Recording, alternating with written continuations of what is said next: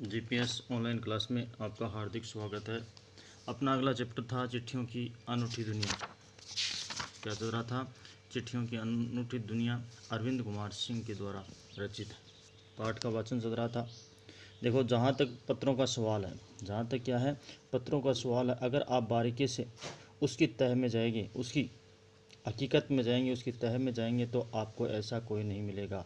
अर्थात आपको ऐसा कुछ नहीं मिलेगा जिसने कभी किसी को पत्र न लिखा या न लिखवाया हो। अर्थात कोई भी ऐसा व्यक्ति नहीं मिलेगा जिसने आज तक पत्र नहीं लिखा हो या किसी से नहीं लिखवाया हो, या पत्रों का बेसब्री से जिसने इंतज़ार न किया हो। और ये ऐसा भी कोई व्यक्ति नहीं मिलेगा जिसने कभी पत्र का इंतज़ार नहीं किया हो। हमारे सैनिक तो पत्रों का जिस उत्सुकता से इंतज़ार करते हैं, जो सेना के जवान होते थे, वो पहले क्या करते थे, घर वालों के या रिश्ते नातों के पत्रों का क्या करते थे, इंतज़ार किया करते थे। उसकी कोई मिसाल ही नहीं है। एक दौर था, लेखक कह रहा, एक समय था, एक दौर था जब लोग पत्रों का महीनों इंतज़ार करते थे। अर्थात पत्रों का क्या करते थे, महीनों तक इंतज़ार करते थे। पर अब वह बात नहीं है। लेकिन आधुनिक युग में क्या नहीं है, ये बात नहीं है। परिवहन साधनों के विकास ने दूरी बहुत घटा दी है। जिस प्रकार से धीरे धीरे परिवहन के साधन बढ़े हैं, उनसे क्या विकास की दूरी क्या हो चुकी है, घट चुकी है। पहले लोगों के लिए संचार का इकलौता साधन चिट्ठी था। पहले संसार का क्या था, संचार का इकलौता या एकमात्र साधन क्या था, चिट्ठी या पत्र ही था। पर आज और भी साधन विकसित हो चुके हैं। लेकिन धीरे धीरे आज क्या है, और भी साधन संचार के विकसित हो चुके हैं। आज देश में ऐसे लोगों की कमी नहीं है। लेखक कह रहा है कि इस प्रकार के लोगों की देश में क्या नहीं है, कमी नहीं है, जो अपने पुरखों की चिट्ठियों को सहज और सजोकर विरासत के रूप में रखे हों। अर्थात अपने बुजुर्गों की जो चिट्ठियाँ हैं, पत्र हैं, वो सहज कर विरासत के रूप में रखे हुए हों। या फिर बड़े बड़े लेखक, पत्रकारों, उद्यमी, कवि, प्रशासक, सन्यासी या किसान, इन पत्र रचनाएं अपने आप में अनुसंधान का विषय है। अर्थात पत्र क्या है, पत्रकार, उद्यमी, कवि, प्रशासक, सन्यासी, किसान क्या करते हैं, इन प्रकार की रचनाओं में अपने आप में क्या कर रखा, एक अनुसंधान का विषय बना रखा है। अगर आज जैसे संचार साधन होते तो पंडित नेहरू और उनकी पुत्री इंदिरा गांधी को फ़ोन करते। अगर आज की तरह उस ज़माने पे क्या होते, संचार के साधन होते, तो प्रथम प्रधानमंत्री पंडित नेहरू थे, वो अपनी पुत्री को पत्र नहीं लिखते, वे क्या करते, फ़ोन किया करते। पर तब पिता के पुत्र के नाम नहीं लिखे जाते। अर्थात जो पिता के नाम पुत्री के नाम, पिता के पत्र है, वो पुत्री के नाम नहीं लिखे जाते। जो देश के करोड़ों लोगों को क्या देते हैं, प्रेरणा देते हैं। इस प्रकार के पत्र नहीं मिलते। पत्रों को तो आप सहज के रख सकते हैं, पत्रों को क्या रख सकते हैं, स्थायी रूप से रख सकते हैं। पर एसएमएस संदेश को आप जल्दी क्या कर देते हैं, जल्दी भूल जाते हैं। अर्थात एसएमएस होता है, संदेश होता है, उसको क्या कर देते हैं हम, जल्दी ही भूल जाते हैं। कितने संदेशों को आप सहज कर रख सकते हैं, आप अपने मोबाइल में कितने एसएमएस को सहेज कर या संभाल कर रख सकते हैं। तमाम महान हस्तियों की तो सबसे बड़ी यादगार या धरोहर उनके द्वारा लिखे गए पत्र। अर्थात बड़े बड़े महान इंसानों में उनकी यादगार, उनकी क्या धरोहर क्या है, लिखे गए पत्र हैं। भारत में इस श्रेणी में राष्ट्रपिता महात्मा गांधी को सबसे आगे रखा जाता है। अर्थात महात्मा गांधी की सबसे बड़ी विरासत क्या है, उनके द्वारा लिखे गए पत्र हैं। दुनिया के तमाम संग्रहालयों, जानी मानी हस्तियों में पत्रों का अनूठा संग्रह है। अर्थात दुनिया के तमाम संग्रहालय, तमाम लाइब्रेरियों में जानी मानी हस्तियों के पत्रों का क्या है, अनूठा संकलन है। तमाम पत्र देश, काल और समाज को जानने समझने का असली पैमाना है।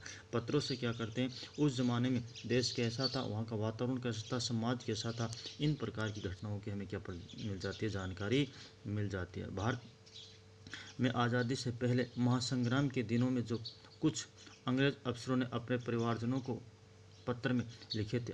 आज़ादी के संग भारत जब गुलाम था और आज़ादी की लड़ाई चल रही थी, उस ज़माने में अंग्रेज़ अफसरों ने अपने परिवार के लोगों को क्या लिखा, पत्र लिखे। वो आगे चलकर बहुत ही महत्व की पुस्तक बन गए। और वही पत्र क्या बन गए, आगे एक पुस्तक के रूप में विकसित हुए। इन पत्रों ने साबित किया कि यह संग्राम कितनी ज़मीनी मजबूती लिए हुए थे। और इन्हीं पत्रों से पता चलता है कि वो संग्राम, वो लड़ाई थी, वो कितनी मजबूती से लड़ी जा रही थी। महात्मा गांधी के पास दुनिया भर के तमाम पत्र केवल महात्मा गांधी इंडिया लिखे आते थे, और महात्मा गांधी के नाम पर जो दुनिया से पत्र आते थे वो किस नाम से लिखे हुए आते थे? महात्मा गांधी इंडिया लिखे हुए आते थे, और वे जहाँ भी रहते थे वहाँ पहुँच जाते थे, और महात्मा गांधी जहाँ रहते थे वहाँ वो पत्र पहुँच जाया करते। आज़ादी के आंदोलन की कई अन्य दिग्गज हस्तियों के साथ भी ऐसे होता था, और आंदोलन की लड़ाई लड़ने वाले अन्य जो नेता थे उनके साथ भी ऐसा ही होता था। गांधी जी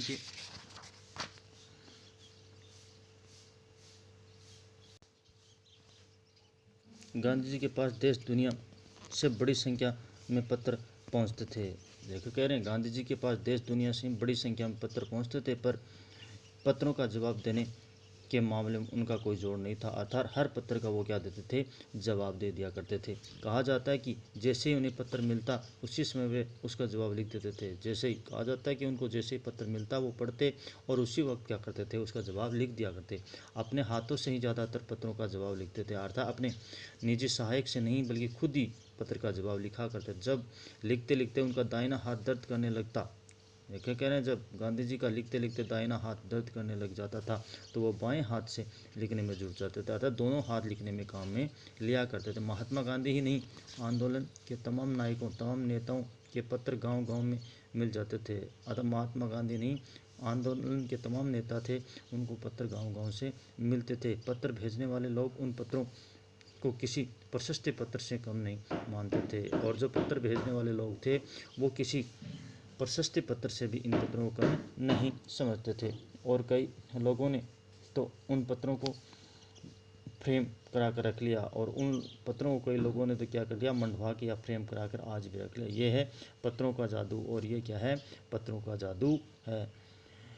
यही नहीं, पत्रों के आधार पर ही कई भाषाओं को जानने कितनी किताबें लिखी जा चुकी है, अर्थात पत्रों के आधार पर कई भाषाओं को जानने का मौका मिलता है, और उन पत्रों के आधार पर कई प्रकार की भाषाएं लिखी जा चुकी है। ये पत्रों का क्या है? महत्व है। वास्तव में पत्र किसी दस्तावेज से कम नहीं है। लेखक कह रहा है कि पत्र किसी दस्तावेज से कम नहीं है।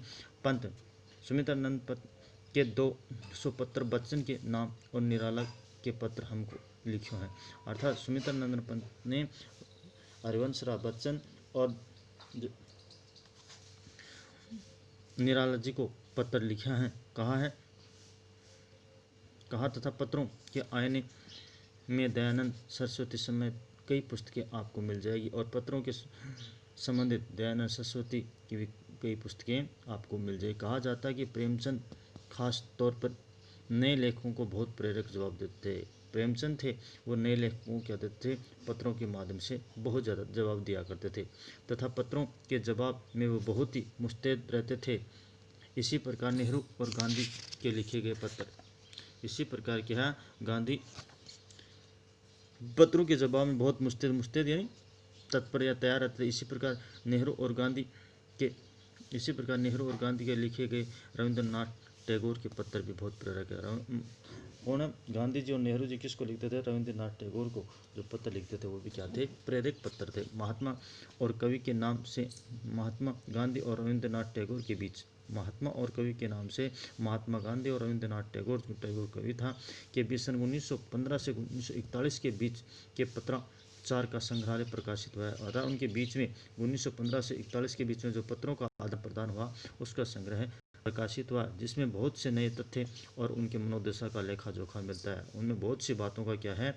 लेखा जोखा मिलता है। पत्र व्यवहार की परंपरा भारत में बहुत पुरानी है। लेखक कह रहा पत्रों का आदान प्रदान या पत्रों का व्यवहार की परंपरा है वो भारत में बहुत पुरानी है, पर इसका असली विकास आज़ादी के बाद ही हुआ। लेकिन पत्रों का असली विकास कब हुआ? हिंदुस्तान की आज़ादी के बाद ही। तमाम सरकारी विभागों की तुलना में सबसे ज़्यादा गुडविल डाक विभाग की है, अर्थात सरकारी विभागों की तुलना में क्या है? सबसे ज़्यादा गुडविल डाक विभाग की है, जिसके कारण पत्रों का क्या हुआ? विकास हुआ। आज के वाचन में इतना ही, बाकी वाचन अगले वीडियो में किया जाएगा। धन्यवाद।